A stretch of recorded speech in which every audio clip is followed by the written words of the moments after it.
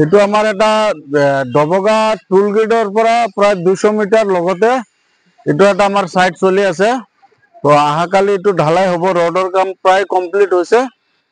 ইলেক্ট্ৰিকৰ কিছুমান কাম বাকি আছে, কনসিল হৈ আছে। এই আমাৰ এটা ৰাউন্ড সিঁড়ি কেনেকুৱা কৰি আমি শাটাৰিং কৰি এইটো ঢালাই হ'ব। এতিয়া ৰডৰ কাম আৰু শাটাৰিংৰ কাম গোটেইখিনি কমপ্লিট হৈছে। তো আৰু আমাৰ এইটো আপোনাৰ বিল্ডিংটো 2400 স্কয়াৰ ফিটৰ বিল্ডিং। তো G+2 এতিয়া ফাৰ্স্ট ফ্লোৰ স্ল্যাব ঢালাই হৈ আছে।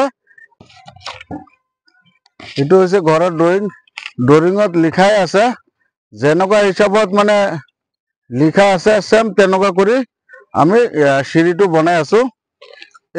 এইটো আমি বিল্ডিংটো মেটেৰিয়েল দি পেলাই কাম কৰি আছো G+2। এয়া আমাৰ ৰডৰ কাম। তো ৰড বান্ধাৰ পিছত আপোনাৰ তলত আপনাৰ এনেকুৱা কৰি আপনাৰ সিমেন্টৰ ফ্যাক্টৰিৰ পৰা কভাৰিং ব্লক দিয়ে। তো পাথৰ নিদি পেলাই এনেকুৱা কভাৰিং ব্লক লগালে একে সমান হৈ থাকে। আৰু এইটো হৈছে আপনাৰ দুটা ৰডৰ মাজৰ এইটো চেয়াৰ বুলি কওঁ আমি। তো বহুতে এইটো নিদিয়ে, আপোনালোকে যদি নিজৰ ঘৰ বনাই আছে তো আপোনালোকে তেনেকুৱা কৰি দিব। এইখিনিতে ভিডিওটো বেছি দীঘল নকৰো।